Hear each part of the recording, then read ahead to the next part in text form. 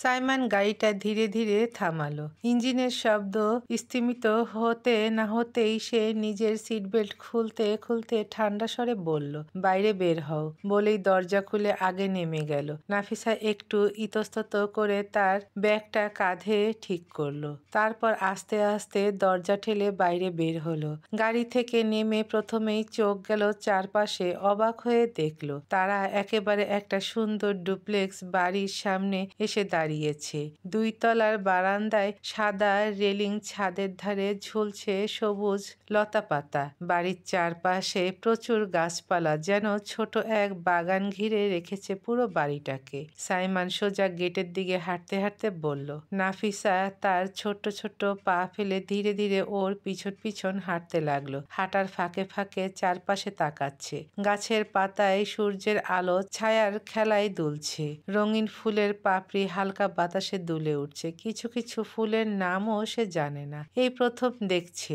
অথচ মনে হচ্ছে এদের মধ্যে অদ্ভুত এক শান্তি লুকিয়ে আছে। গেট পার হয়ে সাইমন নাফিসাকে নিয়ে বাড়ির বারান্দায় এসে দাঁড়ালো। কাঠের দরজার সামনে থেমে ধাতব কলিং বেলটা চাপলো সে। ঘন্টার টুংটাং শব্দ মিলিয়ে যেতে না যেতেই ভেতর থেকে পায়ের শব্দ ভেসে এলো টুকটাক টুকটাক। কাঠের মেঝেতে কারো হালকা স্যান্ডেলের ধাক্কা। দরজাটা খুলতেই ভেতর থেকে বেরিয়ে এলো 30-এর কোঠায় এক নারী, মুখ ভার প্রাণ খোলা হাসি। 3 পিস পরা, ওড়নাটা এক সাইডে নেওয়া, গলায় পাতলা সোনার চেন, চুলে হালকা হাইলাইটারের ঝিলিক, চোখে মুখে উষ্ণতা, যেন অনেক দিনের চেনা কেউ ফিরে এসেছে। আরে তেহু! তার ঠোঁটের কোণ উজ্জ্বল হয়ে উঠল। দাঁত কেলিয়ে চমৎকার এক হাসি দিল। সাইমন শান্তভাবে সালাম দিল। আসসালামু আলাইকুম রুশনা আপি। রুশনা সালামের উত্তর দিয়ে এগিয়ে এসে তার গাল দুহাতে টেনে বলল, কেমন আছিস তেহু? সাইমনের কপালে হালকা ভাঁজ পড়ল। গম্ভীর স্বরে বলল, আপি প্লিজ এগুলো করবি না, তোকে অনেকবার মানা করেছি। আরে তোকে কাছে পাওয়া যায় না যে? বলে না যে চাঁদ 12 মাসে একবার দেখা দেয়, তাকেই সবাই বেশি ভালোবাসে। ঠিক তখনই ভেতর থেকে ছোট্ট পায়ে টপ টপ শব্দ শোনা গেল। তারপর উচ্ছ্বসিত একটা কণ্ঠ, বৌমামা! 3 বছরের একটা বাবু দৌড়ে এসে সোজা সাইমনের দিকে ঝাঁপিয়ে পড়ল। সাইমন নিচু হয়ে হাত বাড়িয়ে কোলে তুলে নিল তাকে। বাবুটি খিলখিলিয়ে হেসে সাইমনের গালে একের পর এক চুমু খেয়ে দিল, টুপ টুপ টুপ করে। মামা, তুমি এতদিন পর তেন আতলে? আমি তোমার অনেক মিত্তলেতি। আধো আধো তোতলা গলায় কথাগুলো বলল সে। তারপর ঠোঁট ফুলিয়ে রাগী ভঙ্গি করলো। সাইমন সেই ফুলানো ঠোঁট দেখে মুচকি হেসে 2 আঙ্গুল দিয়ে আলতো করে গাল টিপে বাতাস বের করে দিল।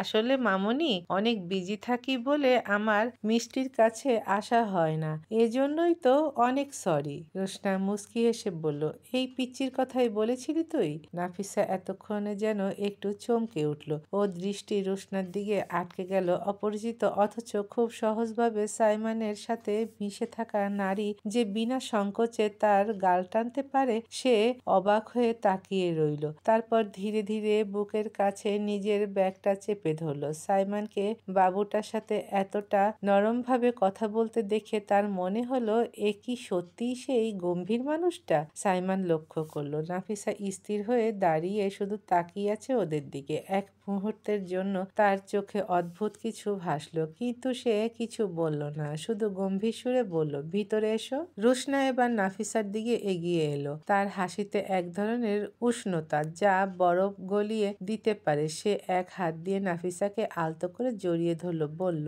এই যে পিচ্চি আপু, তোমার নাম একটু বলো তো? তেহু শুধু পিচ্চি পিচ্চি করেই বলেছে, নামটাই বলেনি। নাফিসা খানিকটা অবাক হলো। সাইমন তার কথা বলেছে? নাফিসা চুপ থাকতেই রুশনা আবার মজার ভঙ্গিতে বলল, কি গো, নাম বলবা না নাকি?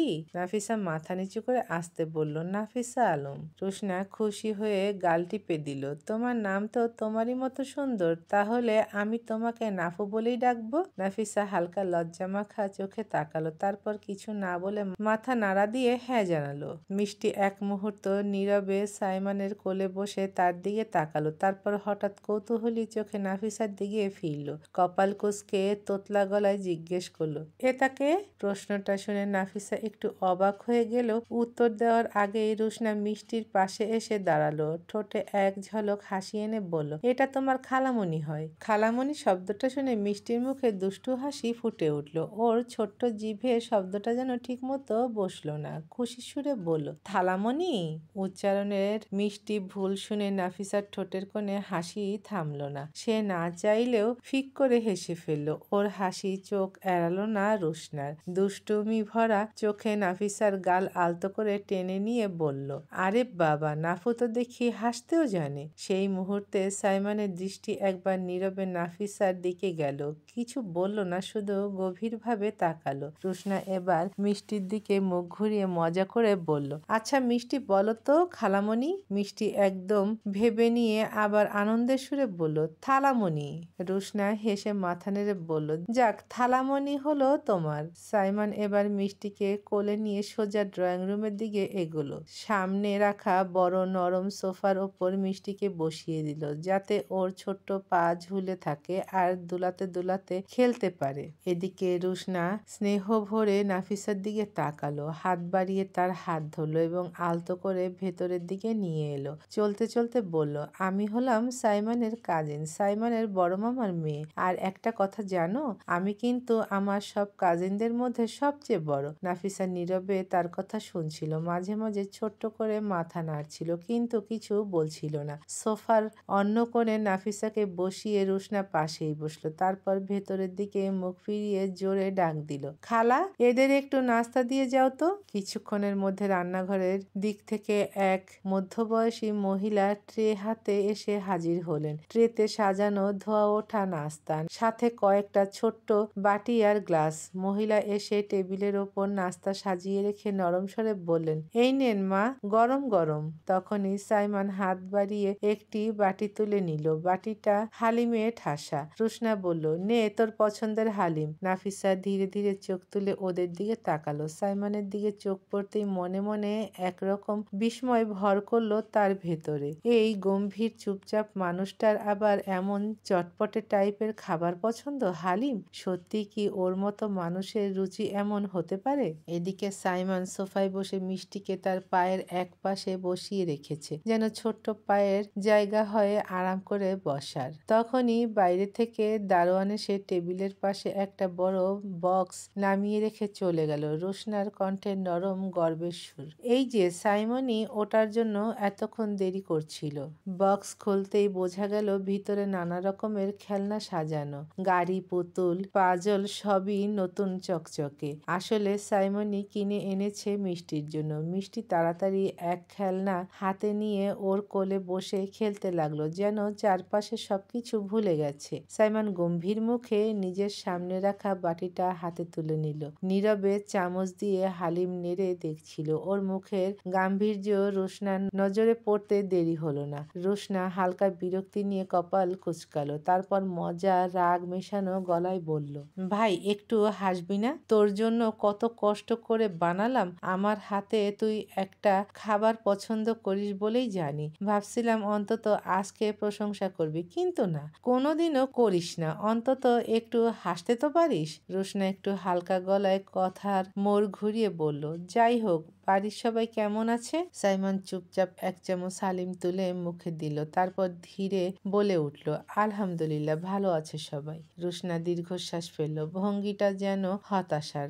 কাজের চক্করে কোথাও আর যাওয়া হয় না। তোর দুলাভাইও টাইম পায় না, আমিও পাই না। যেটুকু পাই মিষ্টির সাথেই থাকতে হয়। বাচ্চাটাকে সময় না দিলে চলে? ওর জন্যই তো সব কষ্ট সার্থক লাগে। ও বাড়িতে অনেকদিন যাওয়া হয় না, তোদের বাড়িতেও অনেকদিন যাওয়া হয়নি, আবার আব্বুদের বাসাতেও বহুদিন যাওয়া হয় না। বলতে বলতেই হঠাৎ তার চোখে মুখে উচ্ছ্বাস ফুটে উঠল। হালকা ঝুঁকে সাইমনের দিকে তাকিয়ে বলল, শোন, তুই যখন এসেছিস, চল না সবাই মিলে খুলনায় ঘুরে আসি। আব্বু তো তোর কথা অনেক বলে। আসলে অনেক দিন নয়, বলা যায় বহু বছর হয়ে গেছে তুই ওখানে যাসনি। চল না, এবার যাওয়া যাক। সাইমন রুশনার উচ্ছ্বাসের দিকে একবার তাকালো, তারপর গম্ভীর স্বরে বলল, সময় নেই আমার। রুশনা বিরক্তির ভঙ্গিতে হাত নেড়ে বলল, তোর সময় থাকে কবে?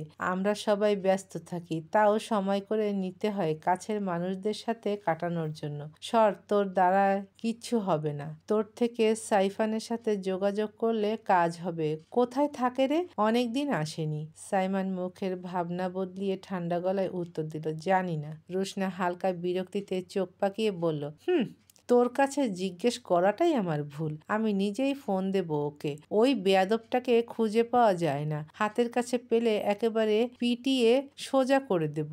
আর যাই হোক, দুষ্টু হলেও অন্তত কথা শোনে একটু।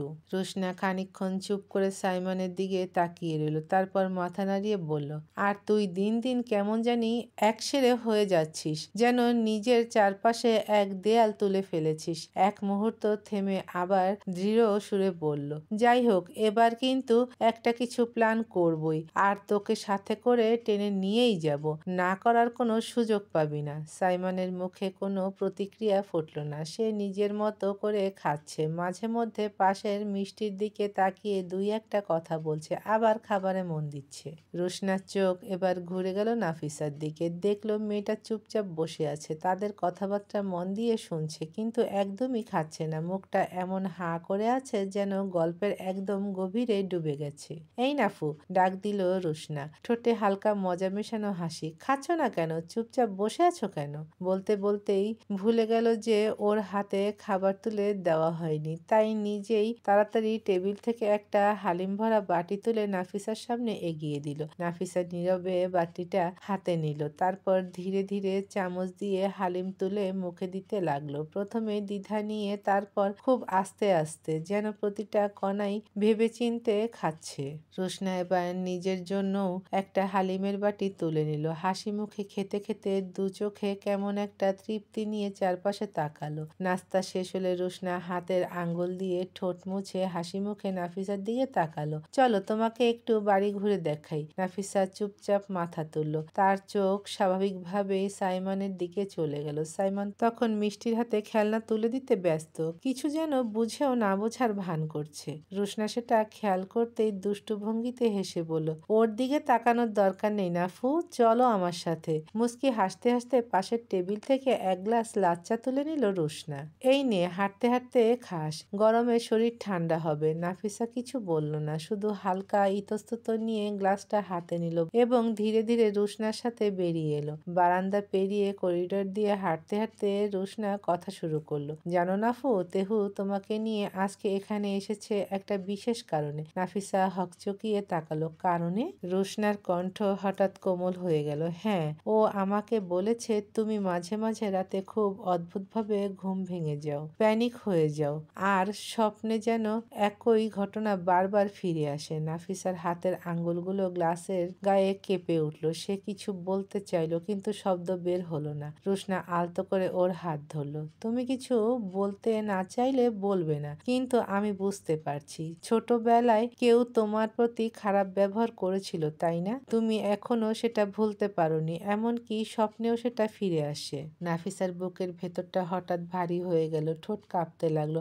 আমি আমি কখনো কাউকে বলিনি। রুশনা ধীরে মাথা নেড়ে বলল, তুমি ঠিক করেছো না বলে, কারণ সবার কাছে বলা যায় না, কিন্তু তুমি জানো তো এই ধরনের ট্রমা শুধু সময় দিয়ে সারে না। রুশনা নাফিসার দিকে ভেবেচিন্তে তাকিয়ে বলল, আমি একজন সাইকিয়াট্রিস্ট বা চাইল্ড থেরাপিস্ট। ছোটদের মানসিক সমস্যা, আতঙ্ক বা ট্রমা নিয়ে সাহায্য করি। আমি একজন এই ডক্টর। তুমি আমার সাথে সব ঘটনা খুলে বলতে পারো নাফিসা, আমি তোমার ভালো চাই, আমি তোমার বড় বোন মনে করে সব বলতে পারো। নাফিসার হাত অজান্তেই কেঁপে উঠল। রুশনা ধীরে ধীরে তাকে ঘরটার এক শান্ত কোণে নিয়ে গিয়ে বসালো, তারপর নিজে তার পাশেই বসে গেল। রুশনা হাত বাড়িয়ে নাফিসার হাতে এক গ্লাস পানি ধরিয়ে দিল। চলো, একটু পানি খাও। নাফিসা ধীরে ধীরে কাঁপতে থাকা হাত দিয়ে গ্লাসটা ধরে সাবধানে এক দুই চুমুক পানি নিল। রুশনা তখন তার হাত থেকে গ্লাসটা তুলে টেবিলের উপর রাখলো। এত প্যানিক করো না। রুশনার কণ্ঠে মমতা ভরপুর। আস্তে আস্তে বলো, আমার সাথে শেয়ার করো। এখন সব শেয়ার করতে না চাইলে পরে পরে করতে পারো। আমি তোমার জন্যই বলেছি। তোমার জন্য এখানে তোমাকে নিয়ে আসা হয়েছে। সে একটু থেমে নিজে থেকে নাফিসার গালে আলতো হাত বুলিয়ে বলল, সাইমন চাইলে তোমাকে হাসপাতালে নিয়ে যেতে পারত, কিন্তু আমার কাছে নিয়ে এসেছে যাতে তুমি বড় বোনের কাছে সব খুলে বলতে পারো। নাফিসা কিছুক্ষণ নীরব থাকলো, তারপর নিজের হাত দিয়ে রুশনার হাত শক্ত করে আঁকড়িয়ে ধরে চোখের পানি জমে আসছিল। হালকা কণ্ঠে আস্তে আস্তে সে বলতে শুরু করলো, সন্ধ্যার আলো ছাদে মৃদু ছড়িয়ে পড়ে। ছোট্ট নাফিসা ৬-৭ বছর বয়সী ছাদে বসে খেলছে। চারপাশে লাল, হলুদ ও নীল রঙের খেলনা, স্কেচেড আর মৃদু বাতাসে ধুলোর সাথে সূর্যের শেষ আলো মিলিয়ে একটা কোমল সোনালি ছাপ ফেলেছে। হঠাৎ ছাদের ঢালু অংশ দিয়ে একজন লোক আস্তে আস্তে কাছে এলো। নাফিসা প্রথমে একটু অবাক হয়ে তাকালো, তারপর হালকা মিষ্টি হাসি দিল। শাহিন মামা? লোকটি হাতে একটা চকলেট এগিয়ে দিল। নাফিসার চোখ চকচক করে উঠল। সে হাত বাড়ালেই চকলেটটা সরানো হলো। শাহিন কৌতুক করে বলল, চকলেট নিবি?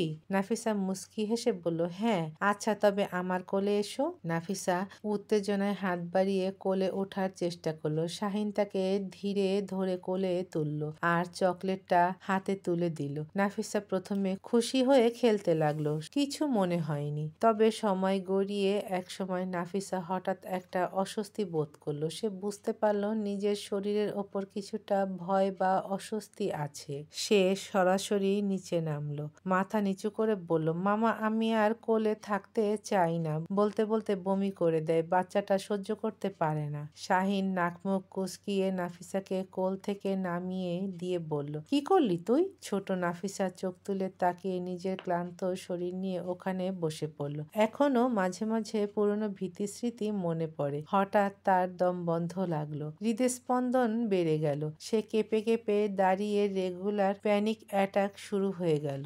সেই মুহূর্তে রুশনা নাফিসাকে শান্ত করার চেষ্টা করলো। নাফিসা তখনও থামছিল না, কাঁদছিল, শুধু চোখ বন্ধ করে ধরেই রাখলো। দৌড়িয়ে সাইমন এসে বসলো নাফিসার পাশে। সে নাফিসাকে ধীরে ধীরে নিজের বুকের কাছে জড়িয়ে নিল। চারপাশে ঘরের নরম আলো আর জানালার বাইরে হালকা বাতাস নাফিসার কান্নাকে কিছুটা কমিয়ে আনলো। চোখ বন্ধ করে অনবরত ফুঁফিয়ে যাচ্ছে আর বারবার বলছে, শাহিন মামা প্লিজ আমাকে ছুঁয়ো না। সাইমন নাফিসার মাথায় হাত রাখলো, দুই গাল আগলে নিয়ে বলল, এই পিচ্চি পুতুল, এই পিচ্চি, কিছু হয়নি তো? দেখো এখানে কেউ নেই, তুমি বিশ্বাস করো না আমাকে? কিছুক্ষণে শান্ত হয়ে গেল সব। চারদিকে নিস্তব্ধ। নাফিসা পিট পিট করে চোখ খুলল, ধীরে ধীরে সাইমনের দিকে তাকালো। চোখের পলকে যে শান্তি ফিরল তা চারপাশের আলোকে আরো উজ্জ্বল করে তুলল। সাইমন মিষ্টিকে ফোনে কার্টুন দিয়ে বসিয়ে রেখে এখানে এসে আড়ালে দাঁড়িয়ে রুশনা ও নাফিসার এই মুহূর্তের কথা চুপচাপ শুনছিল। সাইমন নিজের রাগ নিয়ন্ত্রণ করছিল, কিন্তু চোখে ধীরে ধীরে মন্থর ব্যথার ছাপ দেখা যাচ্ছিল। এতক্ষণ ধরে হাত মুঠো করে দাঁড়িয়েছিল। নাফিসার প্যানিক অ্যাটাক হতে দেখে ওর দিকে ছুটে আসে তখন। শিশুদের নিরাপত্তা, গুড টাচ ও ব্যাড টাচ সম্পর্কে সচেতনতা। প্রিয় পাঠকগণ, আমাদের সমাজে শিশুদের ওপর যৌন হয়রানি ও নির্যাতনের ঘটনা উদ্বেগজনক হারে বৃদ্ধি পাচ্ছে। শুধু মেয়ে নয়, ছেলে শিশুরাও এই ধরনের ঘটনার শিকার হচ্ছে। তাই আমাদের দায়িত্ব সন্তানদের ছোটবেলা থেকে গুড টাচ ও ব্যাড টাচ সম্পর্কে সচেতন করা। জাতীয় পরিসংখ্যান ইউনিসেফের এক প্রতিবেদনে উল্লেখ করা হয়েছে যে বাংলাদেশে 1 থেকে 14 বছর বয়সী প্রায় 90% শিশু প্রতি মাসে কোনো না কোনো ধরনের সহিংসতা বা মানসিক নির্যাতনের শিকার হয়। 2016 থেকে 2020 সালের মধ্যে এএসকে এর প্রতিবেদনে অন্তত 6514টি শিশু নির্যাতনের ঘটনা নথিভুক্ত হয়েছে, যার মধ্যে 705টি ঘটনা 6 বছরের কম বয়সী শিশুদের। যদি আপনার সন্তান কোনো অস্বাভাবিক পরিস্থিতির শিকার হয় তাহলে 1098 নম্বরে কল করে সহায়তা নিতে পারেন।